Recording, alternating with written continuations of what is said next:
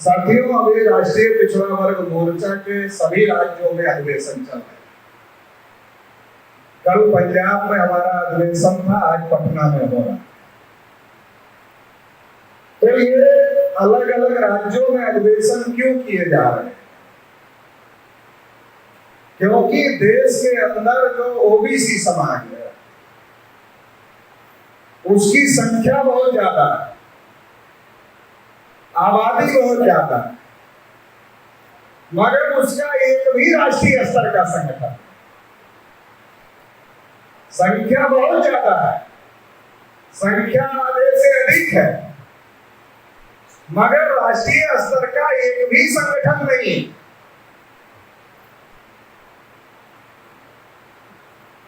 तो संख्या ज्यादा है, लेकिन जब हमको दिशा देने वाला संगठन ही नहीं है, सही दिशा देने वाला, तो हम दिशा भ्रमित हैं। और जब हम ओबीसी समाज के लोग दिशा भ्रमित हैं, तो चूंकि हमारा वोट भी ज्यादा है, तो हम दिशा भ्रमित होकर वोट भी देने का काम करते हैं। दिशा भ्रमित होकर बहुत सारा काम करने की कोशिश करते हैं और करते हैं। उसकी वजह से देश की स्थिति और परिस्थिति में जो अच्छा परिवर्तन होना चाहिए वो नहीं होगा, और हमें भी हमारे हक अधिकार नहीं मिल रहे। अगर इसको इस तरीके से समझा जाए कि अगर आज की देश की स्थिति और परिस्थिति खराब है, तो इसका सबसे बड़ा जिम्मेदार पिछड़ा वर्ग समाज है, ओबीसी समाज है। ये जिम्मेदारी हम अपने ऊपर लेते हैं कि भाई हमारी वजह से ये सारी दिक्कत। क्यों लेते हैं ये जिम्मेदारी? अरे जब हम आधे से अधिक हैं तो जिम्मेदारी भी तो लेना पड़ेगा।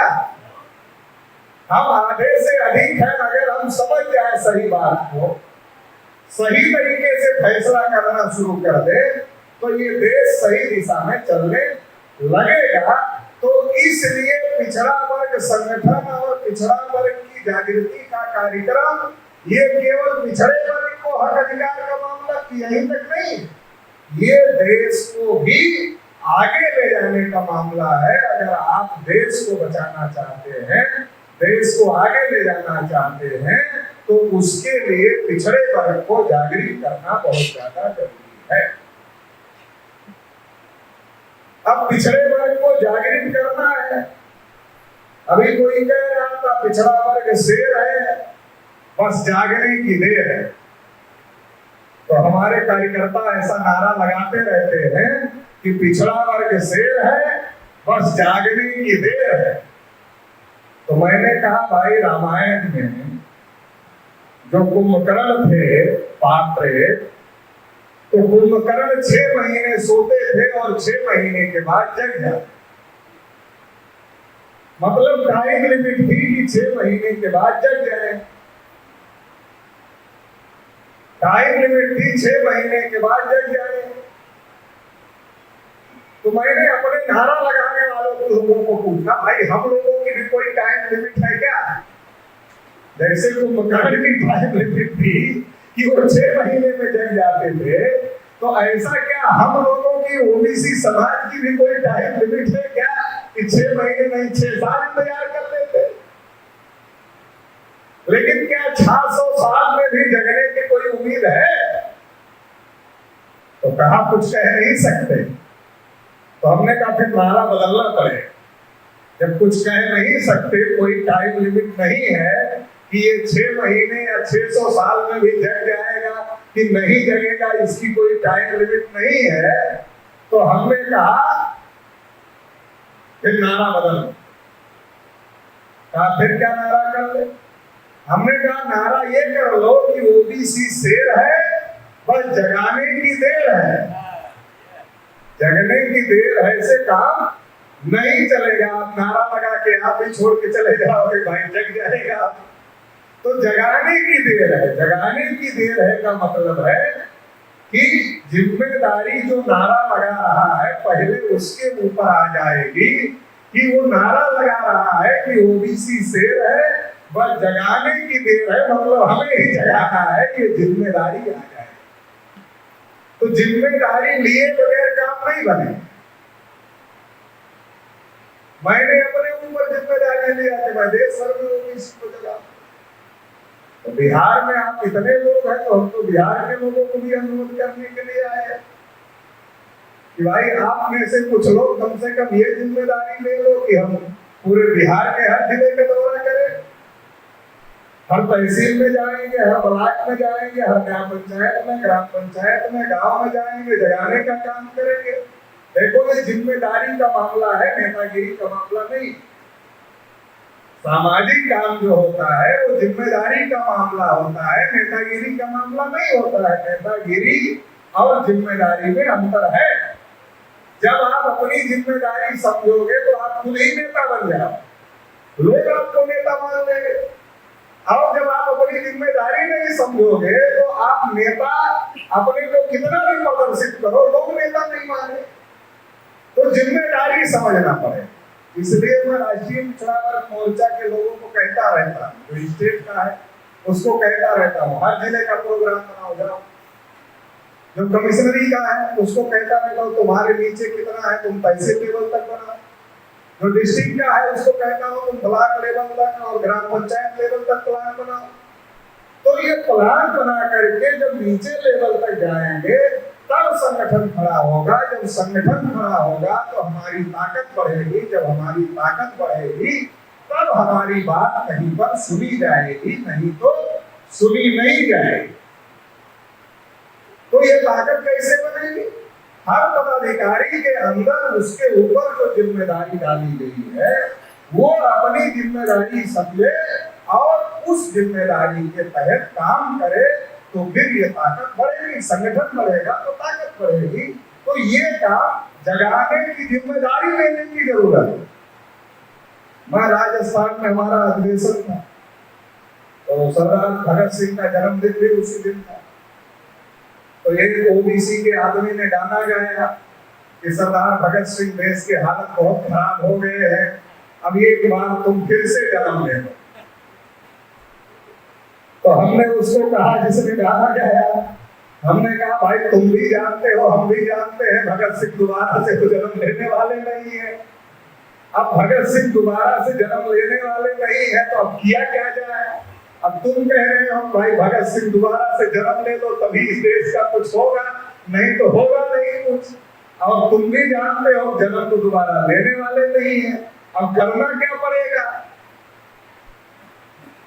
तो हमने कहा भगत सिंह बनना पड़ेगा, इंतजार नहीं करना पड़ेगा, भगत सिंह दोबारा से जन्म ले लो। जो देश में स्थिति परिस्थिति हालात पैदा हो रहे हैं उसमें भगत सिंह बनना पड़ेगा।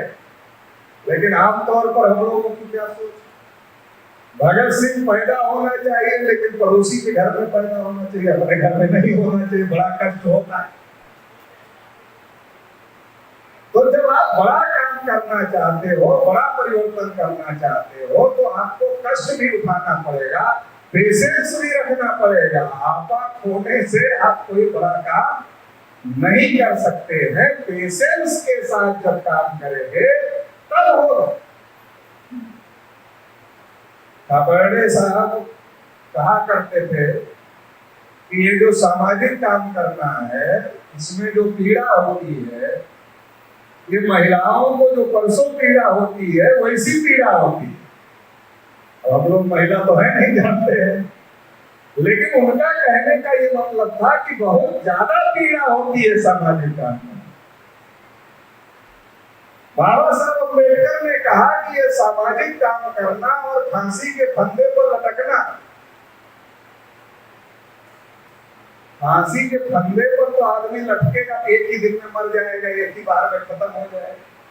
सामाजिक काम में रोज आपको जीना मरना है, रोज आपको सम्मान करने वाले लोग भी मिलेंगे, रोज आपका दिल दुखाने वाले, अपमान करने वाले लोग भी मिलेंगे। तो आपको दोनों स्थिति परिस्थिति को बर्दाश्त करते हुए पेशेंस के साथ आगे बढ़ना है। तो हमारे कार्यकर्ताओं को पेशेंस रखना चाहिए। पेशेंस के साथ आगे बढ़ेंगे तो बात आगे बढ़ेगी। पेशेंस नहीं होगा तो कोई बात आगे नहीं बढ़ सकती है। और हम पिछड़े वर्ग के लोग तो हमेशा जल्दी में रहते हैं, हम तो हमेशा ही बहुत जल्दी में रहते हैं। हम सोचते बच्चा 9 महीने में पैदा होता, हम 3 महीने में ही पैदा करते। 3 महीने के चक्कर में बच्चा और बच्चा दोनों को खतरा हो जाता है। हर बार हम जल्दी में रहते हैं, हर बार जल्दी में रहते हैं, हर बार जल्दी में रहते हैं। और हर बार जल्दी में रहने की वजह से एक बार भी हमारा काम हल नहीं होता, और जो हमको दिखाते हैं जल्दी हो जाएगा वो हमारा यूज कर लेते हैं, उनके लिए जल्दी हो जाता है, उनका काम बन जाता है हमारा समर्थन लेकर, लेकिन हमारे लिए कुछ नहीं होता है। तो इसलिए हम लोगों ने तय किया कि पेशेंस के साथ, नहीं तो हमारे पिछड़े वर्ग में क्या है, अगर संगठन 10 जिले में बन गया, 10 जिला में ज्यादा ही बता, 2 जिले में ही बन गया तो कल वो राजनीतिक पार्टी बनाएगा, परसों इलेक्शन लड़ेगा, परसों खत्म हो जाएगा हार के, और फिर घर बैठ जाएगा, उसका मामला सारा संगठन बनाने का खत्म हो जाता है। तो ये जो हमारे पिछड़े वर्ग के अंदर पेशेंस की बहुत ज्यादा कमी है, इसकी वजह से बहुत सारी दिक्कतें हैं, तो हमें समझने की जरूरत है। तो हम इस कोशिश में लगे हुए हैं। वामसेट के राष्ट्रीय अध्यक्ष मेसराम साहब से बात हुई हमारी, हमने कहा ओबीसी का तो कोई संगठन नहीं, कहा हमारा है देश भर में, आप हमारे नेटवर्क का उपयोग करके खड़ा करो, पूरे देश भर में हमारे लोग आपका पूरे देश भर में मदद करेंगे संगठन खड़ा करने के लिए। ओबीसी का राष्ट्रीय पिछड़ा वर्ग मोर्चा तो खड़ा कर रहे हैं, लोग मदद कर रहे हैं। तो हमारा ये कहने का मतलब है कि संगठन में ताकत है। हम 52% 60% है, ये केवल स्टेज से कहने से ताकत नहीं बनती। 52-60% में कितने परसेंट आपके साथ है वो आपकी ताकत है। 52-60% तो है, अब वो हमारे पीछे नहीं, नरेंद्र मोदी के पीछे है, तो हमारी क्या ताकत है? 52-60% में जितने परसेंट हमारे साथ होंगे वो हमारी ताकत होगी, हमारे संगठन के साथ होंगे वो हमारी ताकत होगी। तो वो संगठन बनाने की जरूरत है। उस संगठन को बनाने के दिशा में ही ये राज्य अधिवेशन हर राज्य में लगाए जा रहे हैं। इसके बाद अभी 5 नवंबर को लखनऊ में राष्ट्रीय अधिवेशन होगा, राष्ट्रीय पिछड़ा वर्ग मोर्चा। तो आप लोगों को इसलिए बता रहे हैं कि अभी से रिजर्वेशन शुरू कर दो, अभी से रिजर्वेशन वगैरह शुरू कर दो, नहीं तो बाद में फिर रिजर्वेशन नहीं मिलेगा ट्रेनों में। तो अभी से रिजर्वेशन शुरू कर दो, और ये ज्यादा से ज्यादा, अभी तो 17 राज्यों में इस साल हम अधिवेशन कर रहे हैं, मतलब 17 राज्यों में हमारा संगठन इस साल खड़ा हो गया, अभी बिहार का तीसरा ही है। तो ऐसे ही हर जगह दूसरा तीसरा है, मगर इस बार 17 राज्यों में हमारा अधिवेशन हो रहा, कुछ राज्यों में पहली बार ही हो रहा। तो 17 राज्यों में खड़ा हो गया, ज्यादा से ज्यादा 5 साल के अंदर ये बहुत बड़ा ओबीसी का संगठन खड़ा हो जाएगा। इतना बड़ा संगठन खड़ा हो जाएगा, इतना बड़ा संगठन खड़ा हो जाएगा कि फिर ओबीसी का इस्तेमाल कोई कर नहीं सकता है, ना किसी को करने दिया। तो इस दिशा में राष्ट्रीय पिछड़ा वर्ग मोर्चा के द्वारा कोशिश हो रही है, और लगातार हम लोग मांगचांग कर रहे हैं और आगे बढ़ रहे हैं।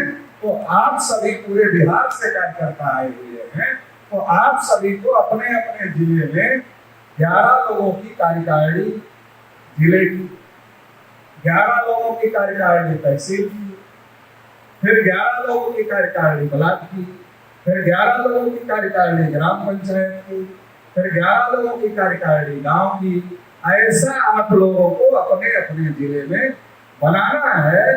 ज्यादा हाथ होंगे तो काम ज्यादा, हाथ कम होंगे तो काम कम होगा, हाथ ज्यादा होंगे तो काम ज्यादा होगा। तो ज्यादा हाथ तैयार करो, हर हाथ को काम दो, और जब हर हाथ काम करेगा तो रिजल्ट है, ताकत बढ़ेगी संगठन। तो ये काम करने की जरूरत है। साथियों, आज जो ये विषय रखा गया है, जाति आधारित जनगणना एवं ओबीसी की जाति आधारित जनगणना न करना, ओबीसी को अधिकार वंचित रखने का ब्राह्मणवादी षड्यंत्र है। इसी के साथ दूसरा विषय है ओबीसी की जाति आधारित पार्टियों एवं नेताओं के समर्थन से बीजेपी चुनाव जीतकर ओबीसी को हक अधिकारों से वंचित करने का भयानक षड्यंत्र कर रही है। तीसरा विषय है ओबीसी के समर्थन से लगातार 2 बार सरकार बनाने के बावजूद ओबीसी के विरोध में कई फैसले करने वाली आरएसएस बीजेपी यूसीसी का मुद्दा उठाकर धार्मिक ध्रुवीकरण करके 2024 के चुनाव में फिर से ओबीसी का वोट लूटना चाहती है। ईडब्ल्यूएस आरक्षण से 50% की आरक्षण सीमा समाप्त हो गई है, तो पिछड़ों का हितैषी कहने वाली आरएसएस बीजेपी ओबीसी को संख्या के अनुपात में आरक्षण क्यों नहीं लागू कर रही है? मीडिया ओबीसी समाज के मुद्दों को प्रमुखता से नहीं उठा रहा है, इसलिए ओबीसी को अपने मुद्दे समाज में स्थापित करने के लिए क्या करना चाहिए, ऐसे 5 विषय चर्चा के लिए रखे। इन विषयों के बारे में थोड़ी कुछ बातें मैं आप लोगों को कहना चाहता हूं।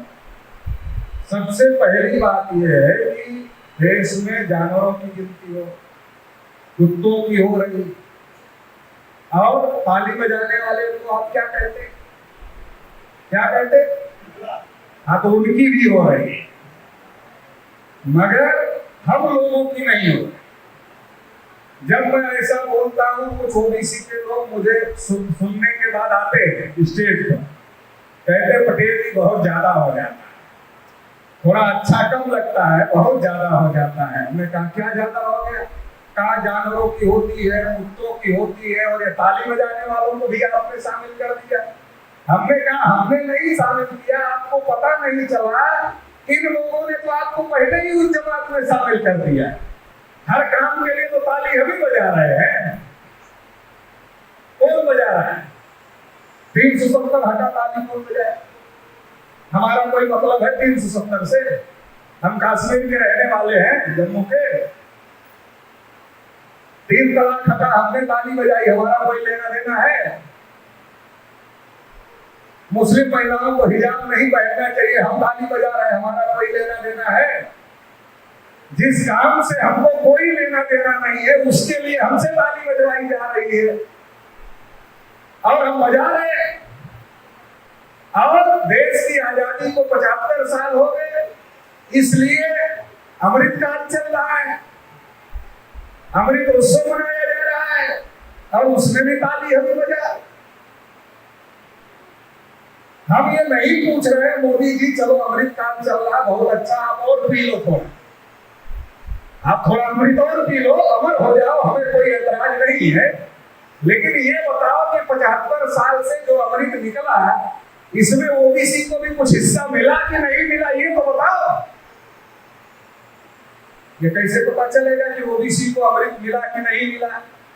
अरे जब जनगणना होगी तब पता चलेगा अमृत मिला कि नहीं मिला। अब जनगणना होगी नहीं, क्योंकि मोदी जी के हाथ में नहीं है, भागवत जी के हाथ में। बाप आरएसएस है, बेटा बीजेपी, या माँ आरएसएस है, बेटा बीजेपी, तो माँ बाप की बात मानना पड़ता है ना बच्चे को। और मोदी जी तो लायक संतान है, ना लायक तो है नहीं कि नहीं माने, तो लायक संतान है। अब लायक संतान है तो लायकी दिखा रहे, वोट लेने के लिए कहते हैं हम ओबीसी, और जब गिनती का मामला आता है तब नहीं। अभी देखो गुमराह का क्या कहते, सुबह एफिडेविट लगाया, राज्य सरकार सर्वे नहीं कर सकती, शाम को एफिडेविट बदल दिया, कर सकती। अब ओबीसी के लोग गुमराह हो गए, नहीं बीजेपी ने भी तो कह दिया कर सकती, बीजेपी ने भी कह दिया कर सकती है। अब वो बीजेपी वाले प्रचार कर रहे हैं, हाँ हमने तो कह दिया राज्य सरकार कर सकती। अब हमारे लोगों को जानकारी की बहुत ज्यादा कमी है। सेंसस एक्ट 1948 में जब तक संशोधन नहीं होगा और कास्ट सेंसस उसमें जोड़ा नहीं जाएगा, तब तक कास्ट सेंसस कैसे होगा? स्टेट गवर्नमेंट को सर्वे करने का अधिकार है, सेंसस करने का अधिकार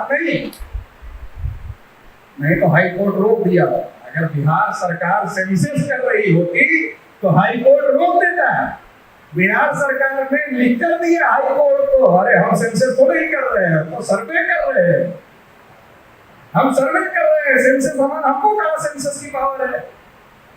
नीतीश जी ने कई बार कहा, तेजस्वी जी ने कई बार कहा, मीडिया में आकर कहा अरे हम जनगणना नहीं कर रहे, अरे हम तो गणना कर रहे हैं, सर्वे कर रहे हैं। इसका मतलब क्या?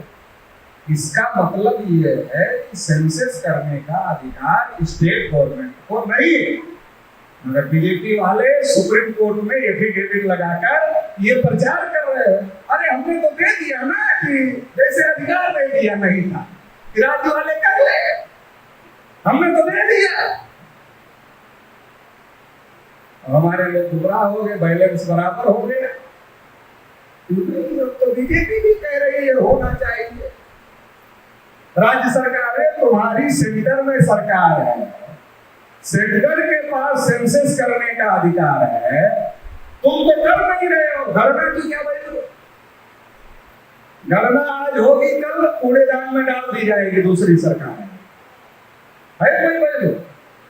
सेंसस दूसरी सरकार कूड़ेदान में नहीं डाल सकती, 10 साल के लिए उसकी वैल्यू होती। सर्वे की कोई वैल्यू नहीं है। 2011 में अगर सेंसस होता तो कूड़ेदान में नहीं जाता, सर्वे हुआ इसलिए कूड़ेदान में चला गया। अब उसके बारे में भी झूठ बोला जाता है, नहीं हमने तो जनगणना कराई थी। राहुल जी बोलते हमने तो कराई, जनगणना कराई थी कि सर्वे कराई? सोशियो इकोनॉमिक सर्वे करवाया और उसको प्रचार किया गया कि हमने जनगणना करवा दी। अगर जनगणना होती तो कूड़ेदान में नहीं जाता, वो सर्वे था इसलिए कूड़ेदान में चला गया। तो सेंटर का सर्वे जब कूड़ेदान में जा सकता है तो स्टेट का सर्वे कूड़ेदान में नहीं जाएगा, इसकी क्या गारंटी है? तो इसलिए हमें ज्यादा खुश होने की जरूरत नहीं है कि राज्य सरकारें जनगणना करेगी, इससे कोई बहुत फायदा नहीं होने वाला है। सेंट्रल गवर्नमेंट जब जनगणना करेगी तब फायदा होगा। राज्य सरकार सर्वे कर सकती है, जनगणना नहीं कर सकती है, एक बात। दूसरी बात, अब जनगणना क्यों नहीं करना चाहती है लोग? क्यों नहीं करना चाहते? सबसे पहले जनगणना रोकने का काम पंडित जवाहरलाल नेहरू ने किया।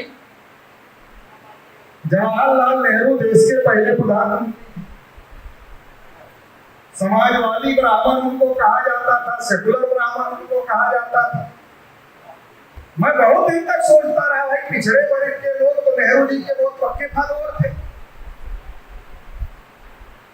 बुजुर्ग लोग अभी भी गांव में मिलते हैं जो आजादी के समय वाले बच गए हैं दो चार, वो बस कांग्रेस कहाँ है वही घूमते। इतने ज्यादा फॉलोअर थे, मतलब आज तक वो नहीं बदले। इतना सब कुछ हो गया, कांग्रेस जीरो हो गई, दूसरी क्षेत्रीय पार्टियां बैकवर्डों की सरकार बना ली अलग अलग राज्यों में, लेकिन बहुत सारे जो बुजुर्ग लोग हैं अभी भी कांग्रेस ही ढूंढते हैं कहाँ है कांग्रेस इलेक्शन। इतना ज्यादा हमारे लोग कांग्रेस पर, नेहरू जी पर यकीन करते हैं। तो मैं बहुत हैरान था, परेशान था कि भाई नेहरू जी के ऊपर जब हमारे समाज के लोग इतना यकीन करते थे तो आखिर नेहरू जी ने हमारी गिनती क्यों रोक दिया? कौन सी दुश्मनी थी भाई? मुझे समझ में कुछ नहीं आया। तो एक दिन मैं पढ़ रहा था कि नेहरू जी पहले प्रधानमंत्री कैसे बने। तो जब मैं पढ़ रहा था तो मुझे पढ़ते पढ़ते ये पता चला कि जब कांग्रेस महासमिति में यह तय किया गया कि इस बार कांग्रेस का जो अध्यक्ष बनेगा वो देश का पहला प्रधानमंत्री बनेगा, तो चुनाव हुए। चुनाव हुए तो दो दावेदार खड़े हुए कांग्रेस अध्यक्ष के, मतलब प्रधानमंत्री, एक सरदार वल्लभ भाई पटेल और एक पंडित जवाहरलाल।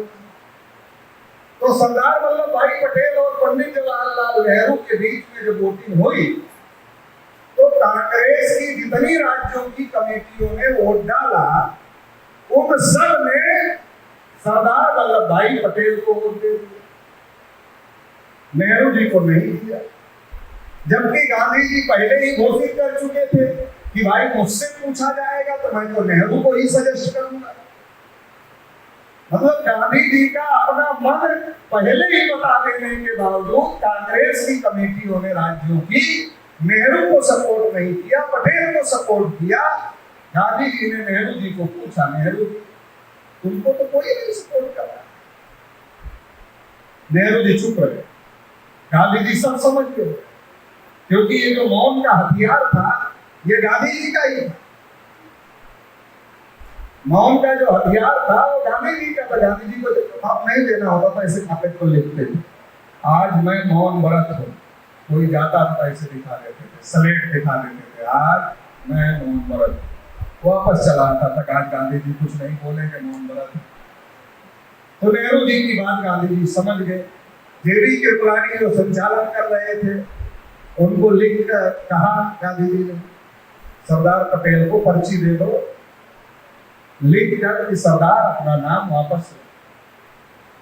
सरदार पटेल को कृपलानी जी ने पर्ची दिया, सरदार पटेल जी ने पढ़ा, पढ़ने के बाद उन्होंने गांधी जी की तरफ पढ़ा दिया। गांधी जी ने भी पढ़ा, फिर जेबी कृपलानी को बढ़ा दिया, जेबी कृपलानी ने फिर पटेल जी को बढ़ा दिया और पटेल जी ने फिर नाम वापस ले लिया। और जब पटेल जी ने नाम वापस ले लिया तो नेहरू जी देश के पहले प्रधानमंत्री बने। उस समय के जो बड़े बड़े कांग्रेसी थे, डॉक्टर राजेंद्र प्रसाद जैसे लोग, वो बहुत नाराज हुए इस बात से कि गांधी जी क्या कर रहे हैं, जबरदस्ती से नेहरू को बना रहे हैं सरदार पटेल जी व्यक्ति के साथ। मगर बन गए। जब मैंने इसको पढ़ा तब मुझे समझ में आया, तब तक नहीं समझ में आया गिनती क्यों रोकी गई। तब समझ में आया कि नेहरू जी को लगा कि कांग्रेस चटर्जी, मुखर्जी, बनर्जी, गोखले, तिलक, आगरकर इन ब्राह्मणों ने बनाया। मतलब कांग्रेस संगठन की शुरुआत ब्राह्मणों ने किया। उस कांग्रेस के अंदर का चुनाव, जनता का चुनाव नहीं, कांग्रेस पार्टी के अंदर का चुनाव।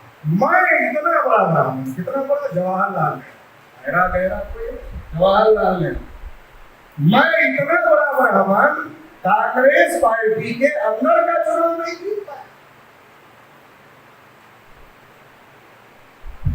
कल देश में आम चुनाव, पहला चुनाव कब हुआ? 52। और जनगणना कब होनी थी? 51 में। 31 में अंग्रेजों ने किया, 41 में द्वितीय विश्व युद्ध की वजह से जनगणना हो रही थी मगर डिस्टर्ब हो गई। और फिर 51 में नंबर था, 51 में जनगणना होती, 52 में इलेक्शन था। अगर 51 की जनगणना में यह आंकड़ा आता कि ओबीसी 52% है और ब्राह्मण 3.5% है, तो 52% वाला 3.5% के पीछे जाता नहीं जाता। जब नहीं जाता सरकार कैसे करती? ये सारा सोच समझ कर किया। इतना ही नहीं किया है।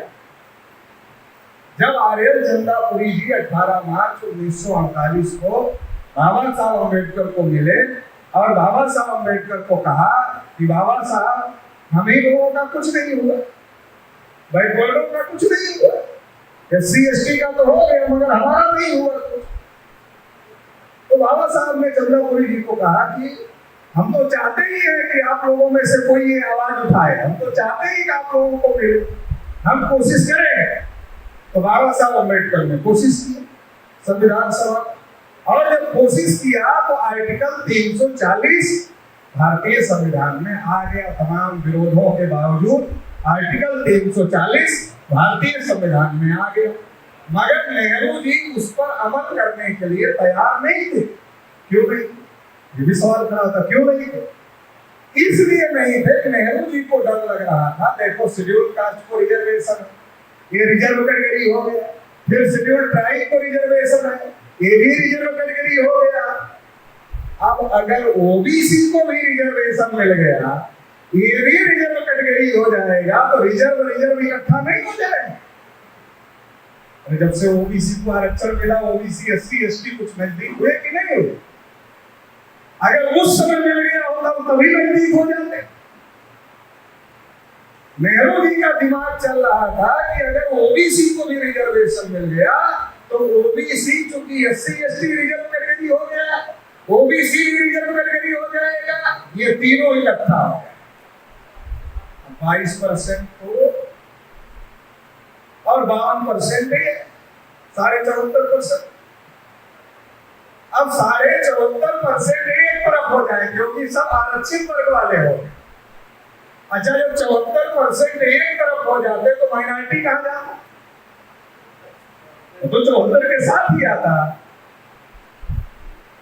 तो फिर ब्राह्मण देश का प्रधानमंत्री कैसे बनता क्या? तो नेहरू जी को समझ में आया, गांधी जी की कृपा से मैं पहला प्रधानमंत्री तो बन गया, लेकिन अगर गिनती होगी तो आखिरी भी बन जाओ। मेरे बाद कोई ब्राह्मण देश का प्रधानमंत्री नहीं बनेगा। इसलिए ओबीसी के लिए आर्टिकल 340 पर भी नेहरू जी अमल नहीं कर रहे थे और गिनती पर भी रोक लगा दिया है। तो जब बाबा साहब अम्बेडकर ने कानून मंत्री पद से इस्तीफा दिया और आर्य चंद्रापुरी जी ने बाबा साहब को बिहार में बुलाकर रैली करवाया, तब नेहरू पर दबाव बना तो कालेलकर कमीशन बना। लेकिन बाद में जब बाबा साहब अम्बेडकर का परिनिर्वाण हो गया तो प्रेशर कम हो गया तो उसको लागू करने का काम, कालेलकर कमीशन को लागू करने का काम नहीं। तो मैं ये बात समझा रहा हूँ, ये केवल कांग्रेस बीजेपी का मामला नहीं है, ये ब्राह्मणों की सोची समझी साजिश का मामला है कि अगर ओबीसी की गिनती हो गई तो ओबीसी की ताकत ओबीसी को पता चल जाएगी, तो हमारे साथ नहीं है, हमारे साथ रखना है, गिनती रोककर हमारे साथ रखना है तो हिंदू में गिनती करना पड़े। हिंदू में गिनती करेंगे तभी तो हमारे साथ है, और हिंदू का नेता तो ब्राह्मण ही हो। तो नेहरू जी ने 51 में रोका, फिर 61 में फिर नेहरू जी ने रोका, 71 में नेहरू की बेटी इंदिरा जी ने रोका, 81 में फिर इंदिरा जी ने रोका। ओबीसी को आरक्षण न मिले इसके लिए स्वर्ण मंदिर पर हमला करवा दिया, इंदिरा गांधी की जान चली। ओबीसी को आरक्षण न मिले इसलिए राजीव गांधी श्रीलंका के विभाजन का कार्यक्रम बना लिए, उसमें राजीव गांधी की जान चली। ये बहुत सारी बातें हुई। ओबीसी रिजर्व कैटेगरी ना हो, क्योंकि ये रिजर्व कैटेगरी होगा तो ओबीसी एससी एसटी के हित समान हो जाएंगे। जब हित समान हो जाएंगे तो ये एकजुट हो जाएंगे, और रिजर्व कैटेगरी नहीं रहेगा तो हम कहते रहेंगे देख रहे हो यार शेड्यूल कास्ट वाले सब नौकरी ले जा रहे हैं, इसलिए तो ओबीसी को नहीं मिल रही है। वो हमारे साथ खड़ा रहेगा। जब 52% 3.5% के साथ खड़ा रहेगा तो 3.5% वाला प्रधानमंत्री बनता रहेगा, और बन रहे आजाद भारत में। आप लिस्ट उठाकर देखो, सबसे ज्यादा ब्राह्मण देश के प्रधानमंत्री बने हैं, जिनकी संख्या देश में सबसे कम है, वो सबसे ज्यादा देश में प्रधानमंत्री बने। 51-61 में नेहरू जी ने रोका, 71 और 81 में इंदिरा जी ने रोका, 91 में नरसिम्हा राव ने रोका। वो तेलंगाना के ब्राह्मण थे, दक्षिण भारत, मतलब उत्तर भारत को जितना समझ में आता था उतना ही दक्षिण भारत वाले को भी समझ में आता था। समझदारी में कोई कमी नहीं थी और उन्होंने भी नहीं किया। 91 में उन्होंने रोक दिया। 2001 में अटल बिहारी जी देश के प्रधानमंत्री, जब जनगणना हुई तो वो प्रधानमंत्री, उनको कर लेना चाहिए था। तो नेहरू के विरोध में बोलते थे पार्लियामेंट में, कांग्रेस के विरोधी थे। जब कांग्रेस की नीति थी गिनती ना करने की, तो उसकी जो अपोजिशन पार्टी थी उसकी नीति होनी चाहिए थी गिनती करने की। मगर हमारे ओबीसी के मामले में कांग्रेस की भी वही नीति है और बीजेपी की भी वही नीति। अभी महिला आरक्षण वाले पर कांग्रेस वाले चिल्ला रहे हैं, अगर उनको पूछो ये बिल किसने बनाया, उनको इतना ही पूछो ये बिल किसने प्राप्त किया, चुप हो जाएंगे, फिर नहीं बोलेंगे। कांग्रेस ने लाया ना, जब लालू जी, शरद जी, नीतीश जी, तमाम बैकवर्ड क्लास के नेता उसका विरोध कर रहे थे, भाई इसमें कोटे में कोटा नहीं भाई कर रहे थे ना, जब कांग्रेस ने ला तो वही बिल तो आई। और राहुल जी ने पार्लियामेंट में बोला तो उनको लगा अगर हम बोलेंगे कि ये महिला आरक्षण कोटे में कोटा निर्धारित करो, बीजेपी वाले तुरंत जवाब देंगे अरे तुम्हारी ही बिल तो है। तो राहुल जी ने सोचा कि ओबीसी को खुश तो करना है, तो क्या मुद्दा उठा दिया, अरे इतने सेक्रेटरी हैं केवल 5% बजट डील करते हैं। तो राजनीति सबको समझ में नहीं आती, ओबीसी के लोग खुश हो गए। राहुल जी ने पार्लियामेंट में कहा कि अरे ओबीसी के तो इतने ही सेक्रेटरी हैं और केवल 5% बजट देखते हैं।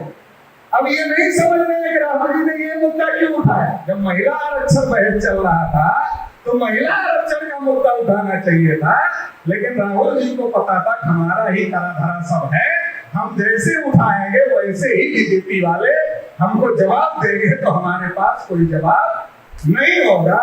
देखो मैं पॉलिटिकल पार्टी नहीं हूं, इसलिए निरपेक्ष तरीके से बता रहा। कोई पॉलिटिकल पार्टी का आदमी होगा तो वही पेशेंस से सुन ले। निरपेक्ष तरीके से बता रहा हूं कि कैसे हो रहा। तो अटल जी ने भी गिनती नहीं की, क्योंकि अटल जी को भी समझ में आता। 2011 में मनमोहन सिंह थे तो आप लोगों को पता है 51,000 कार्यक्रम भारत मुक्ति मोर्चा ने लगाए और हर नेताओं के घर में हैंडबिल भेजा। जानवरों की गिनती होती है मगर ओबीसी की नहीं होती। वही बोला लालू जी ने पार्लियामेंट में, जानवरों की गिनती करते हो हमारी नहीं करते। ओबीसी के नेताओं ने वही मुद्दा उठाया, यही कि जानवरों की गिनती होती है, ओबीसी की नहीं होती है। हम लोगों ने मुद्दा उठाया। 51,000 कार्यक्रम पूरे भारत में लगाए और वो पर्चा हर ओबीसी के नेता के घर पहुंचा। लेकिन फिर मनमोहन सिंह जी ने कहा कि करें। फिर दोनों बैठे, कांग्रेस बीजेपी वाले। अरे कहा तुम्हारे पुरखे जवाहरलाल नेहरू, हमारे पुरखे अटल बिहारी, इनको मूर्ख समझते हो क्या? अरे इन्होंने रोक कर रखा, तुम करने के लिए तैयार हो। अरे कुछ समझदार थे तभी ने रोक के रखा। कहा फिर क्या करना होगा? कहा माहौल बहुत गर्म है। कहा गर्म है तो ठंडा कर दिया जाएगा, जैसे 92 में कर दिया गया तो मंडल कमीशन को, वैसे ठंडा कर दिया जाएगा। तो ठंडा करने के लिए भारत से 2 नमूने ढूंढे, हरियाणा से बाबा रामदेव और महाराष्ट्र से अन्ना हजारे। एक अहिर एक पूर्वी, 2 को ढूंढा, दोनों ओबीसी। 2 को ढूंढा, एक ने कहा काला धन वापस लाएंगे, एक ने कहा जन लोकपाल लाएंगे, भ्रष्टाचार मिटाएंगे। अब मीडिया कोई खबर चला देगा, हमारा ओबीसी का आदमी उसके पीछे पागल हो जाता है। अब मीडिया वालों ने दिन रात खबर चलाना शुरू किया, काला धन वापस आना चाहिए, वापस आना चाहिए, वापस आना चाहिए, भ्रष्टाचार बहुत बढ़ गया है, जन लोकपाल आना चाहिए। अन्ना जी अनशन पर बैठे हैं, वो जाएंगे नहीं जब तक जन लोकपाल नहीं आएगा। खूब हल्ला मचाया मीडिया ने। मीडिया का तो मकसद था ओबीसी की गिनती का मुद्दा दबाना। तो हमारे लोग टीवी देख लिए, तो जिनके ऊपर 1 हफ्ता पहले जनगणना का सुरूर चढ़ा था, वो सुरूर खत्म हो गया और उनके ऊपर भ्रष्टाचार मिटाने का, जन लोकपाल लाने का, काला धन वापस लाने का नशा चढ़ गया। 1 सितंबर 2011 को हम लोग दिल्ली में रैली रखे, तो हम ओबीसी के लोगों को कह रहे थे चलो दिल्ली। तो ओबीसी वाले क्या कह रहे? पटेल जी बेचारा, अन्ना हजारे, या तो राजा हरिश्चंद्र की कहानी सुनते थे, या तो साक्षात कोई ईमानदार आदमी, ये अन्ना हजारे आ गया है तो उसकी जान बचाना बहुत जरूरी है। पहले जान बचो, सब भ्रष्टाचार विरोधी आंदोलन में शामिल हो। और जब भ्रष्टाचार विरोधी आंदोलन में शामिल हो गए तो गिनती का मामला दब गया और चुपके से सोशियो इकोनॉमिक सर्वे के नाम पर ओबीसी को मूर्ख बना दिया गया। मनमोहन सिंह प्रधानमंत्री थे, उनको फैसला नहीं लेने दिया गया। गैर ब्राह्मण कैसे इतना समझदार हो जाता कि ऐसे फैसले ले लेता? इतना समझदार तो ब्राह्मण ही है। अगर ओबीसी की गिनती होगी तो क्या परेशानी पैदा हो जाएगी। तो समझदार ब्राह्मण प्रणब मुखर्जी को कांग्रेस वालों ने ढूंढा, कहा ये फैसला करेंगे गिनती के मामले में, प्रधानमंत्री फैसला नहीं करेंगे, प्रणब मुखर्जी करेंगे। प्रणब मुखर्जी ने सर्वे करवा दिया, गिनती खत्म करवा दिया। हम लोग मानते थे प्रणब मुखर्जी सेकुलर ब्राह्मण है, जब राष्ट्रपति पद से रिटायर हुए, आरएसएस की शाखा में चले गए, तब समझ में आया। हम तो ऊपर ऊपर देख रहे थे, अंदर वाला देख ही नहीं पाए थे। तो हमको ऐसे ही 75 साल से मूर्ख बनाया गया। 16 नवंबर 92 को जब मंडल कमीशन का फैसला आया, 52 को 27 मिला, 27 में क्रीमी लेयर लगा दिया। अच्छा, जब शेड्यूल कास्ट को पहले संख्या के अनुपात में रिजर्वेशन था, शेड्यूल ट्राइब को पहले संख्या के अनुपात में रिजर्वेशन है, इसका मतलब संविधान निर्माता ये मानते हैं कि जिसकी जितनी संख्या है उसका उतना प्रतिनिधित्व होना चाहिए। संविधान के किसी आर्टिकल में नहीं लिखा 50% से ज्यादा आरक्षण नहीं हो सकता। तो सुप्रीम कोर्ट के जजों को सपना आया था क्या रात में 50% से ज्यादा नहीं हो सकता, या सपने में संविधान सभा बैठ गई थी और सुप्रीम कोर्ट के जजों को कह दिया कि तुम लोग आर्डर दे दो, 50% से ज्यादा नहीं हो। और अगर ये कर दिया गया तो हम ओबीसी के लोग क्या कर रहे थे? जब हमारे विरोध में आया तो हम ओबीसी के लोग क्या कर रहे थे? हमको क्या करना चाहिए? शेड्यूल कास्ट को, शेड्यूल ट्राइब को क्रीमी लेयर नहीं था। जब क्रीमी लेयर का विषय संविधान सभा में आया तो बाबा साहब अम्बेडकर ने विरोध किया, तमाम संविधान निर्माताओं ने विरोध किया और रिजेक्ट कर दिया गया। Schedule caste, schedule tribe reservation से क्रीमी लेयर, जब schedule caste, schedule tribe reservation से क्रीमी लेयर पहले ही संविधान निर्माताओं ने रिजेक्ट किया था, तो ओबीसी को क्रीमी लेयर मगर हो गए। मंडल कमीशन की केवल एक सिफारिश लागू हुई, बाकी लागू नहीं हुई। कास्ट सेंटर और स्टेट में जो जातियां कॉमन है उन्हें ही ओबीसी माना जाए। तो मिला क्या ओबीसी को? मंडल लागू होने में ओबीसी को मिला क्या? मिला नहीं तो हम लोग कर क्या रहे थे उस समय? क्यों नहीं हम लोग पार्लियामेंट गए? तो हम कैसे गए? हमारा और पंडित जी लोगों का तो चोली दामन का साथ है। चोली दामन का साथ समझते हैं, बहुत घनिष्ठ रिश्ता। मतलब हमारा कोई काम उनके बगैर होता ही नहीं। बेचारे शेड्यूल कास्ट वाले नहीं छोड़ पा रहे हैं इतना। पंडित जी पता नहीं कितना मीठे होते हैं, मैं तो समझ नहीं पाता। ओबीसी के घर में आकर कथा सुनाता है, शेड्यूल कास्ट वालों को कहता है आ जाना काली माई के चौरे पर, कोई सुनाएंगे। घर से घर भी नहीं जाता उनसे कथा सुना, फिर भी उनको भी पता नहीं क्या। तो बहुत सारे लोगों को, बहुत सारे ने तो छोड़ दिया, बहुत सारे चिपके हुए। कौन सा मीठा है समझ में नहीं आता है, क्या मीठा देता है।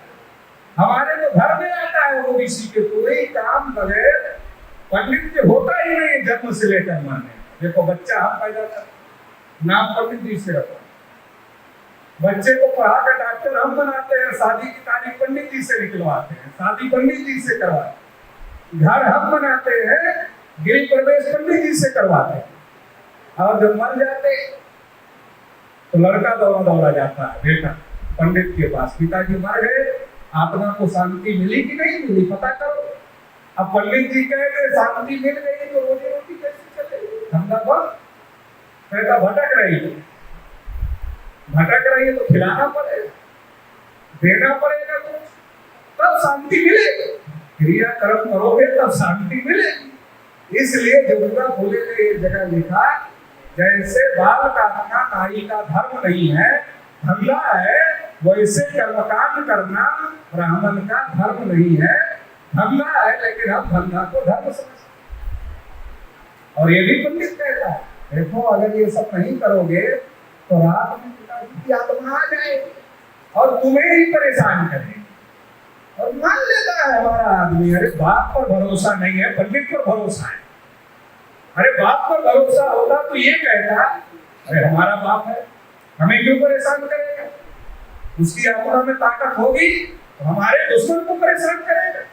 लेकिन ऐसा बेटा नहीं कहता, क्योंकि उसको बाप से ज्यादा पंडित पर भरोसा है, क्योंकि उसके बाप ने भी अपने बाप पर भरोसा नहीं किया था, पंडित पर ही किया, तो बेटा भी वैसा ही करता। तो जन्म से लेकर मरने के बाद तक का सारा हमारा काम पंडित जी से होता है। तो आने जाने में हमारे घर में कोई दिक्कत नहीं है। शेड्यूल कास्ट के घर में तो पूछ कर आता है, मतलब डरते डरते आता है, कहीं छुआछूत न लग जाए, पानी न पीना पड़ जाए, चारपाई पर न। अब तो राजनीति हो गई है, इसलिए दूर से बोलते गौतम जी जय देवी, गौतम जी खुद जय देवी, आइए पंडित जी चारपाई निकालते हैं, चद्दर भी डालते हैं, फिर चाय भी पिलाते हैं, फिर कहते देखो ये पंडित जी है मगर ये कितने अच्छे आदमी, जय भीम बोलते। और ये यादव भी है, ये बोलते ही नहीं। ठीक है तो पंडित जी ठीक है, वोट इन्हीं को देने। और फिर पंडित जी को दूसरे पंडित जी मिल जाते हैं जब वहां से निकल कर आते, और पंडित जी को पूछते पंडित जी जय भीम बोल, कहा क्या करे, वोट लेना है, उनके भीम को थोड़ी बोल रहे हैं, अपने महाभारत वाले को। और अगर ओबीसी का भी ऐसे कोई समझदार आदमी जय भीम बोलने लगा तो पंडित उसको कहता है यादव होकर जय भीम बोल रहे,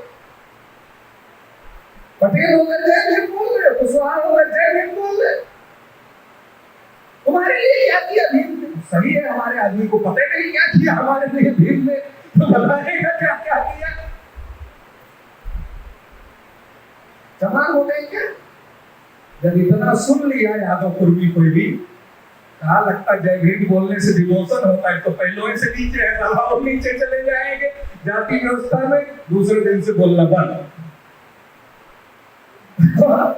हमारे घरों में पंडित जी लोग आए और कहा अयोध्या में राम जी का मंदिर बनना है, और हम लोग तो चंदा देते ही है, काले में चंदा बनाओ, कहा चंदे का मामला नहीं है, कहा वहाँ मस्जिद है जहाँ मंदिर बनना, जहाँ राम जी पैदा हुए वहाँ मस्जिद है, तो अयोध्या चलना पड़ेगा, राम लला हम आएंगे मंदिर वही बनाएंगे, तो वही बनाएंगे मतलब रामलला बनाएंगे, हम तो आएंगे। तो ओबीसी के लोगों को लेकर गए और 6 दिसंबर 1992 को बाबरी मस्जिद गिरा, 16 नवंबर 1992 को मंडल कमीशन का फैसला सुप्रीम कोर्ट से आया, 20 दिन में बाबरी मस्जिद गिरा दिया। मंडल कैसे समझ में आया ओबीसी? जब बाबरी मस्जिद का इतना बड़ा बखेड़ा खड़ा हो गया मंदिर मस्जिद का, तो मंडल कैसे समझ में आए ओबीसी को? अगर मैं पूछ लूं यहाँ कि कितने लोगों ने मंडल कमीशन की रिपोर्ट पढ़ी है, हाथ खड़ा कर, 2 खड़ा हो गया, 3 खड़ा हो गया, 4 खड़ा हो गया, 5 खड़ा हो गया, 6 7, मतलब 10% भी नहीं हुआ, 10% भी नहीं हुआ। अगर 10% नहीं हुआ तो क्यों नहीं हुआ? जिसकी वजह से हमें 27% रिजर्वेशन मिल रहा है, उसमें और क्या क्या लिखा है हम क्यों नहीं पढ़ पाए? क्योंकि हम जान ही नहीं पाए, और ये मस्जिद और मंदिर की लड़ाई में हमारा मामला खत्म कर दिया गया, जैसे 2011 में भ्रष्टाचार विरोधी आंदोलन में हमारा मामला खत्म कर दिया। मैं महाराष्ट्र गया था, मैंने पूछा अरे अल्लाह की नहीं दिख रही, हमने कहा किसान आंदोलन वाले ढूंढ रहे हैं, दिख ही नहीं रहे, कहा दिखते तो महाराष्ट्र में भी नहीं है। एक दिन अखबार में बयान आया था कि हमारा इस्तेमाल हो गया, बाद में अन्ना जी को समझ में आया उनका इस्तेमाल करने वाले लोग सरकार बना लिए, तो जहां पे वही रह गए, तो बाद में उनको समझ में आया। कल मैं पंजाब में था, तो पंजाब में ईमानदार पार्टी की सरकार, ईमानदार पार्टी तो एक ही है ना, तो पंजाब के लोगों ने कहा सर ये ओबीसी को बजट ही नहीं देते। हमने कहा टैक्स तो पूरा लेते हैं ना ओबीसी से, बोला टैक्स तो पूरा लेते हैं, तो हमने कहा बजट नहीं देते, यही तो ईमानदारी है ईमानदार पार्टी की, कि ओबीसी से टैक्स पूरा ले रहे हैं लेकिन ओबीसी के विकास के लिए बजट नहीं दे रहे हैं। तो बार बार हमारे मुद्दे दबाए जा रहे हैं, बार बार दबाए जा रहे हैं, बार बार दबाए जा रहे हैं, क्योंकि हमारा संगठन नहीं। अगर हमारा मजबूत संगठन हो जाए, वो आवाज उठाएगा, मुद्दे नहीं उठेंगे। इससे लगातार हम लोग जाति जनगणना का मुद्दा उठाए हैं, तो बीजेपी वालों को भी विरोध करने में डर लग रहा, और इसलिए गिनती नहीं हुई, इस बार जनगणना नहीं हुई। आप लोगों को बताया जा रहा कोविड की वजह से जनगणना रोकी गई। अरे कोविड में हर काम हो रहा, जनगणना के होने में क्या दिक्कत है भाई? अरे ये हम लोगों ने कहा है करके दिखाओ, बगैर जाति जनगणना के जनगणना करके दिखाओ, देखते। भाजपा वालों को पता है अगर जनगणना का मुद्दा उठा 24 में वैसे चांस नहीं है, और भी चांस खत्म हो गए।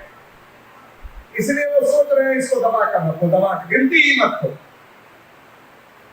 गिनती ही मत करो, दबा कर रखो। अब बताओ आपकी गिनती नहीं हो रही, आपको अधिकार नहीं। अब ईडब्ल्यूएस के नाम पर 10% ले लिया वो लोगों ने, अगर गिनती हो जाए 10% से ज्यादा नहीं। जगदेव बाबू कहते थे 100 में 90 शोषित है, 90 भाग हमारा है, धन धरती और राजपाट में 90 भाग हमारा है, शोषितों में ललकारा है 90 भाग हमारा।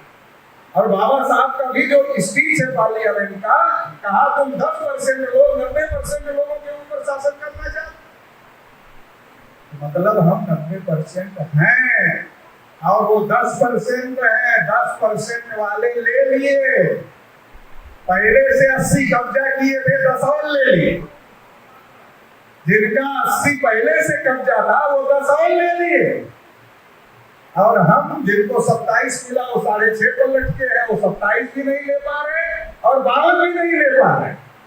और हमारे नेता पार्लियामेंट में खूब रोना रोए जब ईडब्ल्यूएस पास हो रहा, क्या बोल रहे, महोदय ओबीसी के साथ बहुत अन्याय है, ओबीसी को इतना मिलना चाहिए था मगर नहीं मिला। ये सब रोना रोने के बाद कहा महोदय हम इस बिल का समर्थन करते, वैसे भी महिला आरक्षण का काम। तो रोना क्यों रोया? ओबीसी में वोट मांगने आ रहा, ओबीसी पूछेगा ईडब्ल्यूएस पर ओबीसी की बात तो नहीं हुई, तो खूब रोना रो दिया पहले कि ओबीसी को ये नहीं मिला, ये नहीं मिला, ये नहीं मिला, ये नहीं मिला। अगर लास्ट में एक लाइन और बोल देते तो क्या परेशानी हो जाती महोदय? वैसे ईडब्ल्यूएस रिजर्वेशन संविधान के खिलाफ है, क्योंकि संविधान में आर्थिक आधार पर रिजर्वेशन नहीं है, लेकिन इसके बावजूद भी अगर आप देना चाहते हैं तो हम समर्थन करेंगे, लेकिन पहले एक बिल और लाया जाए, ओबीसी को भी 52% के लिए आज ही बिल लाया जाए, 52% ओबीसी पास करो, 10% हम भी सपोर्ट। अगर इतना ओबीसी के नेता बोल देते तो राज्यसभा में ईडब्ल्यूएस आरक्षण पास नहीं होता, क्योंकि राज्यसभा में बहुमत नहीं था उस समय बीजेपी पास नहीं, लेकिन इतना नहीं बोले। अभी महिला आरक्षण ओबीसी को नहीं है, नहीं है, नहीं तो सपोर्ट क्यों कर रहे? पहले तो नेता विरोध कर रहे हैं, आप जिनको आदर्श मानते हो तो विरोध कर रहे, आप क्यों सपोर्ट कर रहे? तो ये जब तक सामाजिक संगठन का दबाव नहीं बनेगा तब तक ये मामला हल नहीं होने वाला है। तो ये बात समझने की जरूरत है। सरकार ड्यूटी भी नहीं कराना चाहती, सरकार हमको आरक्षण भी नहीं देना चाहती। 314 बच्चे जो ओबीसी के यूपीएससी की परीक्षा पास किए थे उनकी नियुक्ति रोक दिया, ओबीसी को बजट नहीं दे रही है, ओबीसी की स्कॉलरशिप बंद कर रही है, मगर ओबीसी का वोट चाहती है। तो सवाल है ओबीसी का वोट कैसे मिलेगा, ओबीसी को, बीजेपी को कैसे मिलेगा? एक ही रास्ता है, हिंदू मुसलमान या भारत पाकिस्तान। कौन सा रास्ता है? एक रास्ता है हिंदू मुसलमान, दूसरा रास्ता है भारत पाकिस्तान, और तीसरा रास्ता है अलग अलग बिरादरी के नेताओं को पकड़ा जाए, उनका चेहरा दिखा करके उनकी बिरादरी का सपोर्ट लिया जाए। ये 3 रास्ते बीजेपी अपनाने का काम कर रही है, तो इसको समझने की जरूरत है। अब हमारे लोगों को आरएसएस बीजेपी वाले क्या समझाते? एक मुसलमान 14 बच्चे पैदा कर रहे, देश पर मुसलमानों का कब्जा हो जाए, सारे हिंदू इकट्ठा हो जाए। अब हम ओबीसी वाले कितने समझदार, उन्होंने क्या समझाया? एक मुसलमान 14 बच्चे पैदा कर रहे, देश पर मुसलमानों का कब्जा हो जाएगा। अब हम समझ गए कि मुसलमान 14 बच्चे पैदा कर रहे हैं, बच्चे पैदा करेंगे, बच्चे बड़े होंगे, फिर और पैदा करेंगे, फिर वो पैदा करेंगे, फिर वो भी पैदा करेंगे, फिर वो भी पैदा करेंगे। ऐसा पैदा करते करते 400 साल में, 500 साल में मुसलमान अपनी जनसंख्या बढ़ा लेंगे। यही ना समझा रहे हैं कि ज्यादा बच्चे पैदा कर रहे हैं। पैदा करते करते करते करते 400-500 साल में मुसलमान अपनी जनसंख्या बढ़ा लेंगे, और जब मुसलमान जनसंख्या बढ़ा लेंगे अपनी, देश पर कब्जा करें। हम देश पर कब्जा तो नहीं होने देंगे, ओबीसी वाले देश पर कब्जा तो होने नहीं देंगे मुसलमानों का। तो हम इतने अकलमंद, हमने कहा 500 साल बाद मुसलमान किसी स्थिति में कब्जा नहीं करने चाहिए, इसलिए 75 साल से 3.5% ब्राह्मणों का कब्जा करवाना। कितने अकलमंद हैं हम लोग, अकलमंदी की तो दाद देनी पड़ेगी, और इतनी अकल नहीं लगा पाए। पंडित जी समझा रहे हैं 500 साल बाद मुसलमान कब्जा करें, जब ज्यादा हो जाएंगे बच्चे पैदा करते करते संख्या। अरे हम तो आज ही ज्यादा है तो हम क्यों कब्जा नहीं कर लेते? अरे 52% ओबीसी है, फिर शेड्यूल कास्ट है, फिर शेड्यूल ट्राइब है, 74-75% तो यही है। उसके बाद माइनॉरिटी तो आपका साथ देने के लिए तैयार ही है। बिहार में बैकवर्डों की सरकारें बनती हैं तो माइनॉरिटी के सपोर्ट के बगैर नहीं बनती। यूपी में बैकवर्ड शेड्यूल कास्ट की सरकारें बनी तो माइनॉरिटी के सपोर्ट के बगैर नहीं बनी। अगर ओबीसी एससी एसटी माइनॉरिटी इकट्ठा किया जाए ना, फिर ये नहीं समझ पा रहे जो सीधा सीधा है 500 साल बाद मुसलमान कब्जा करेंगे, ये समझ में आ, ये समझाया जा रहा है और ये समझ में आ रहा है, और इसकी वजह से हमारा बहुत बड़ा नुकसान होगा। यूसीसी का मुद्दा क्या है? हिंदू मुसलमान करने का, करना धरना कुछ नहीं है, हिंदू मुसलमान करने का मुद्दा है। जब हम लोगों ने जोर शोर से इसको उठाया कि यूसीसी होगी, एक राष्ट्र एक कानून होगा तो रिजर्वेशन लागू होगा क्या ओबीसी एससी, तब से आरएसएस वाले चुप हो गए, यूसीसी की बात नहीं करते। समझ गए गल नहीं रही, अभी हिंदू मुसलमान नहीं हो रहा। तो हिंदू मुसलमान जब से सरकार बनी, कभी 370 के नाम पर, कभी 3 तलाक के नाम पर, कभी हिजाब के नाम पर, कभी मस्जिद में बजना चाहिए कि नहीं बजना चाहिए, कभी उसकी एक प्रवक्ता बीजेपी की बोल दिया मोहम्मद साहब को कुछ, उसके नाम पर लगातार हिंदू, चूंकि जब हिंदू मुसलमान होगा तो ओबीसी को तो मुफ्त में रोजगार मिल जाएगा। जब तक हिंदू मुसलमान नहीं होता ओबीसी बेरोजगार रहता, काम धंधा नहीं, काम धंधा नहीं तो अपने आरक्षण के बारे में सोचता है, अपने रोजगार के बारे में सोचता है, महंगाई के बारे में सोचता है, कहता हम किसान हैं यार, खेती किसानी घाटे में जा रही है, उसके बारे में सोचता है। जब बेरोजगार रहता है तब। अब जब हिंदू मुसलमान होता है तब तो रोजगार मिल जाता है हिंदू मुसलमान के नाम पर लड़ने के लिए, तब ये सब सोचने की जरूरत नहीं पड़ती है। तो देश में हिंदू मुसलमान की स्थिति बनाने की बार बार कोशिश हो रही है ताकि हिंदू मुसलमान के नाम पर ओबीसी का वोट लूटा जा सके। जैसे पिछली बार लूटा गया वैसे फिर लूटे जाने की तैयारी है। इससे समाज को सतर्क करने की जरूरत है। देखो हम और मुसलमान 75 साल से लड़ रहे हैं, 2 आदमी लड़ते हैं कि तो हमें फायदा होना चाहिए था या तो मुसलमान को होना चाहिए, या मुसलमान है नहीं, ये तो हो गया तो आप तो हो गए, नहीं तो है नहीं। तो ये मत समझना मुसलमानों को खुश करने के लिए बोल रहा, आपके फायदे की बात बोल रहा हूँ, मुसलमानों को खुश करने के लिए नहीं बोल रहा। देखो शिवाजी महाराज और औरंगजेब लड़ते थे, जब शिवाजी महाराज जीतते थे तो राजपाट शिवाजी महाराज के कब्जे, जब औरंगजेब जीतते थे तो राजपाट औरंगजेब के कब्जे। अब 75 साल से हम और मुसलमान 14 अगस्त को पाकिस्तान बना, कम से कम तब से तो लड़ ही रहे हैं। तो मुसलमानों की पार्टी ने कितनी बार सेंट्रल गवर्नमेंट बना दिया? एक भी मुसलमानों की पार्टी ने सेंट्रल गवर्नमेंट बनाया है? तो एक भी शेड्यूल कास्ट की पार्टी बनाई, एक भी शेड्यूल ट्राइब की पार्टी बनाई, एक भी ओबीसी की पार्टी 5 साल के लिए सेंट्रल गवर्नमेंट बनाई? लेकिन अमरीक तो निकला है, ताली तो हो जाए 75 साल में। हम और मुसलमान लड़ रहे हैं, ना हमारी गवर्नमेंट बनी ना मुसलमानों की गवर्नमेंट बनी, हम लड़ किस बात के लिए रहे? जहां से कानून बनता है वहां ना हम है ना मुसलमान।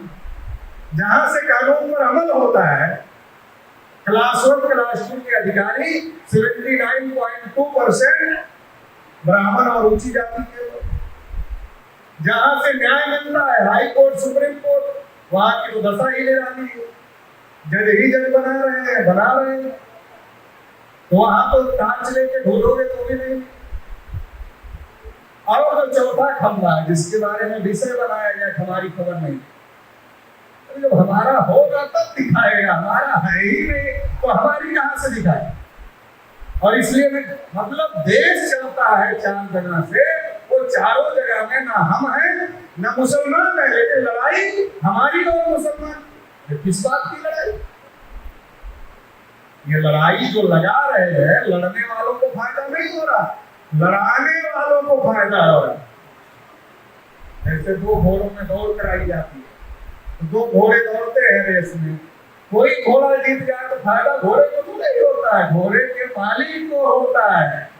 वैसे ही हिंदू मुसलमान की लड़ाई में न मुसलमान को फायदा हो रहा है, न ओबीसी SC ST को फायदा हो रहा है, फायदा 3.5% ब्राह्मणों को हो रहा है। फिर हमें कटोरा लेकर खड़ा होना पड़ा, अरे हमको दे दो ना, अच्छा चल नहीं।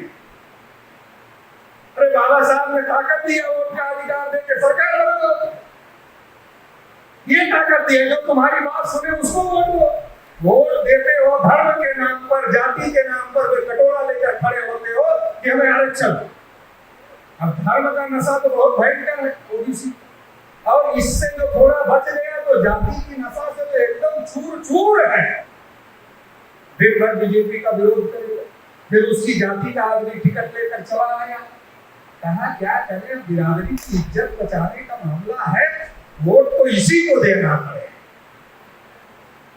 और जब बिरादरी तुम्हारा जीत कर पार्लियामेंट में नहीं बोलेगा तुम्हारे अधिकार के, तो कितनी इज्जत बढ़ जाएगी, कितनी इज्जत बढ़ जाएगी, इज्जत भी जाएगी, अधिकार भी जाएंगे। तो इसलिए जाति और धर्म से ऊपर उठने की जरूरत है। ये नशा बड़ा खतरनाक है, हर जाति में जाति का एक नेता। हम ओबीसी के नाम पर मीटिंग बुलाए इतने, बिरादरी के नाम पर बुला लो, इसका 10 फायदा नहीं, लेकिन हल उससे कुछ नहीं हो। वो इतने जो कर सकते हैं ओबीसी के नाम पर, वो बिरादरी के नाम पर इसका 10 गुना वाले नहीं कर सकते। वर्गीय चेतना की जरूरत है, जातीय चेतना की जरूरत नहीं है। जातीय चेतना से कोई अधिकार नहीं मिले। हर बिरादरी में बिरादरी का नेता आता, कहता सब बिरादरी आगे चली, अपनी मैं हर बिरादरी वालों के साथ रहता हूँ, हर बिरादरी का संगठन चलाने वालों से भी हमारे अच्छे संबंध हैं। वो सब बताते रहते, हम देखते भी रहते, वो कहते नहीं सब बिरादरी आगे चली गई, अपनी पीछे रह गई। गाँव में बैठा जो बिरादरी है बोलता सब आगे चली गई, हम ही पीछे रह गए, आगे जाना चाहिए। तो क्या करना होगा, हम नेताजी आए हैं तो नेताजी के पीछे चलना होगा। तो बिरादरी नेताजी के पीछे और नेताजी अमित शाह के पीछे। तो नेताजी ने तय किया, देखो हमारे पीछे हमारी इतनी बिरादरी है, इतना तो अच्छा हमको तो MP का टिकट दोगे ना? हाँ बेटा भी है हमारा, अरे उसको भी ये उसको मिल गया, ये बेटे को मिल गया, काम पूरा हो गया। वो मिनिस्टर हो गया, बेटा मिनिस्टर हो गया, या दोनों में से एक मिनिस्टर हो गया, काम पूरा हो गया। समाज का क्या, उसका तो काम हो गया, आपका क्या हुआ? तो ये जाति और धर्म का नशा हमारा सत्यानाश कर रहा है। हमें तय करना पड़ेगा कि जाति धर्म के नाम पर लड़ाई अब नहीं लड़ेगी। किस नाम पर लड़ेंगे? अधिकार के लिए लड़ाई लड़ेंगे। अधिकार किसके नाम पर है? ओबीसी के नाम पर, SC के नाम पर, ST के नाम पर। इसके नाम पर अगर लड़ोगे तो अधिकार मिलेगा। जाति धर्म के नाम पर लड़ोगे तो आपका इस्तेमाल होगा, और जिसका इस्तेमाल होता है उसका कल्याण नहीं होगा। आखिरी बात कहकर अपनी बात समाप्त। हम ओबीसी के लोग बहुत कंफ्यूज हैं कि हमारा दोस्त कौन है, हमारा दुश्मन कौन है। हम कभी शेड्यूल कास्ट से लड़ते हैं, कभी शेड्यूल ट्राइब से लड़ते हैं, कभी मुसलमान से लड़ते हैं, कभी सिख से लड़ते हैं, कभी ईसाई से। अरे ये मोबाइल चाहिए, ये जिसके पास होगी उससे लड़ो, सबसे लड़ने का क्या मतलब? ये मोबाइल चाहिए तो जिसके पास है उससे लड़ोगे तो मिलेगा, सबसे लड़ोगे तो कैसे मिलेगा? जिसके पास है ही नहीं उसको हरा दिया, मान लो मुसलमानों को परास्त कर, तो क्या मिलेगा? है ही नहीं उसके पास, तो तुम्हें क्या मिल जाएगा? अरे जिनके पास है उनसे लड़ोगे तो मिलेगा। दोस्त और दुश्मन की पहचान करते आना चाहिए। घोड़ा और घास की दोस्ती अगर हो जाए फिर घोड़े को भूख लगेगी। घोड़ा घास को भाई कह करके दोस्ती बना लेगा। पहले भाई कहेगा, फिर दोस्ती बनाएगा, फिर उसको भूख लगेगी तो फिर भाई को चारा बनाएगा। बना रहा है 3.5% वाले पहले भाई कहते रहे, भाई तुम भी हिंदू हम भी हिंदू, भाई भाई आ जाओ, अब भाई भाई के पास चला गया, फिर आया अधिकारों का मामला, फिर पंडित जी ने कहा भाई भाई तो हो लेकिन चारा तुमको ना बनाए तो किसको बनाए भाई, हमारा चारा तो तुम ही हो तो हम किसको बनाए हो, अब घोड़ा का चारा घास ही है तो किसको चारा बनाएगा, घास को ही बनाएगा। सबने लड़ाई लड़ी मंदिर की, मिला एक भी ओबीसी को ट्रस्ट मिलेगा, विनय कटियार, कल्याण सिंह, उमा भारती, प्रदेश तोगड़िया, रितंबरा, बड़े बड़े नेता मिला, जगह पूछा नहीं गया वहां जब शिलान्यास हुआ, मैं तो वही का अयोध्या का, इसलिए अभी मेरा अयोध्या में कार्यक्रम था, पटेल जी बोल रहे थे, बोले जब कटियार को नहीं बुलाया गया विनय कटियार को शिलान्यास में, तो मैं गया उनके घर में, पूछा आपको कैसा लग रहा है, कहे बहुत खराब लग रहा है। तो हमने कहा बोल तो नहीं रहे खराब लग रहा मीडिया, बोले बोलेंगे नहीं, हमने कहा क्यों नहीं बोले, बोले डरते, हमने कहा क्यों डरते पता है, कहा नहीं पता तो नहीं, हमने कहा सुप्रीम कोर्ट ने कहा कि बाबरी मस्जिद गिराना गलत था, मंदिर बने, क्या कहा सुप्रीम कोर्ट ने, मंदिर वही बनेगा लेकिन बाबरी मस्जिद गिराना गलत था। अब जितने के ऊपर बाबरी मस्जिद गिराने की केस चल रही है निर्दोष थोड़े ही हो गए मंदिर बनने से, वो तो केस अभी भी है, ज्यादा बोलोगे तो बाबरी मस्जिद केस में अंदर डाल देंगे, काल्पनिक नहीं बोल रहा। कल्याण सिंह जब राज्यपाल पद से रिटायर हुए, बयान दिया अखबार में, हम फिर से राजनीति करें, गड़बड़ा होगा, आपको भाजपा में मजबूत हो गए, कहा कल्याण सिंह फिर आ जाएंगे, खतरा बढ़ जाएगा, नोटिस भेज दिया कल्याण सिंह को, कौन से केस में, बाबरी मस्जिद गिराने, तब से कल्याण सिंह जी चले गए, बोले नहीं दोबारा कि मैं फिर से। तो ये हमारे लोगों को समझना चाहिए, वो हमारा इस्तेमाल कर रहे हैं और हमको कुछ लेने देने वाले नहीं है। हमें अपना ओबीसी, एससी, एसटी, माइनॉरिटी जिसको देश में अधिकार वंचित किया है उसको एकजुट करने की जरूरत है। हम एकजुट होते हैं तो 90% होते हैं, और 90% होते हैं तो इस देश में हम कुछ भी करने लायक हो जाते हैं। ये करने और हमारी आपसी लड़ाई क्या है? अरे एक ही फार्मूला है इकट्ठा होने का, जिसकी जितनी संख्या भारी उसकी उतनी हिस्सेदारी, एक ही फार्मूला है। ईमानदारी के साथ ना हम तुम्हारा हक खाए ना तुम हमारा हक खाओ। एससी का जो हक है एससी को मिले, एसटी का जो हक है एसटी को मिले, ओबीसी का जो हक है ओबीसी को मिले, एमबीसी का जो हक है एमबीसी को मिले, और माइनॉरिटी का जो हक है उसको मिले। अरे हमारे पास का क्या जा रहा है? हमारे पास थोड़े ही चला जाएगा। अरे सबको मिलेगा तो पंडित जी ने जो कब्जा किया है उसमें से मिलेगा, ना ओबीसी में से मिलेगा, ना एससी एसटी में से मिलेगा। हमें आपस में टेंशन करने की क्या जरूरत है? हमें ये लड़ने की जरूरत है। वैसे हम लोग किसान के घर में पैदा हुए तो पहले फसल तौल कर बेचते थे, तो बाबा जी हमारे तौलते थे, जब तौल पूरी हो जाती थी तो कहते थे और दे दो इसको। क्यों दे दो? किसी का हिस्सा नहीं खाना है, किसी का हक नहीं खाना है, थोड़ा ज्यादा ही दे दो। तो हम तो किसान के घर में पैदा हुए, दूसरे का हक खाने का तो कभी मन में विचार ही नहीं आता। लेकिन हम लोग इतने भोले भाले हैं इसलिए दूसरे हमारा हक खा गए। तो अब इसके लिए भी तय करना है कि हमारा हक भी कोई खाएगा तो हमें बर्दाश्त नहीं। अब किसान इतना भोला नहीं होता। 75 साल में किसान कोई चीज खरीदने जाता है तो दुकानदार को पूछता कितने में दो, और जब अपनी चीज बेचने जाता है तब क्या पूछता है कितने में लोगे? अरे भाई एक ही नियम होना चाहिए, या तो खरीदने वाला पता है या तो बेचने वाला। हम खरीदार होते हैं तो बेचने वाला दाम बताता है, और हम बेचने वाले होते हैं तो खरीदने वाला दाम बताते हैं। हम भोले भाले हैं तो इसलिए हमारे साथ ऐसा हुआ है। तो इसलिए हम लोगों को एकजुट होने की जरूरत है, इकट्ठा होने की जरूरत है। समय ज्यादा हो रहा है इसलिए इतना ही बात इस मौके पर कहना चाहता हूँ। आखिरी बात मीडिया के संदर्भ में कह देता हूँ कि मीडिया को हमारे मुद्दे दिखाने की फुर्सत नहीं। बागेश्वर धाम का बाबा चमत्कार करता नहीं करता ये दिखाने की फुर्सत है। एक महिला चली आई 4 बच्चों को लेकर पाकिस्तान से, घुमा कर हमारा दिखाने की फुर्सत नहीं। तो अब हमें क्या करना होगा? हमें सोशल मीडिया तैयार करना, सोशल मीडिया तो हमारे पास है ना, व्हाट्सएप है, फेसबुक है। तो अगर हम कमेटियां बना दें स्टेट से लेकर जिले तक की, अगर हम कमेटियां बना दें स्टेट से लेकर जिला, तहसील, ब्लॉक, ग्राम पंचायत, गांव तक अगर कमेटियां बना दें और उनको सोशल मीडिया से जोड़ दें, तो दिल्ली से कोई मैसेज शुरू होगा तो गांव देहात तक पहुंच जाएगा। तो मेन स्ट्रीम मीडिया का काउंटर सोशल मीडिया के माध्यम से डायरेक्ट किया जा सकता है। तो इसके लिए भी हम लोगों को काम करने की जरूरत है। आप सभी लोगों ने मुझे ध्यानपूर्वक सुना, इसके लिए आप सभी लोगों को बहुत बहुत आभार, बहुत बहुत धन्यवाद।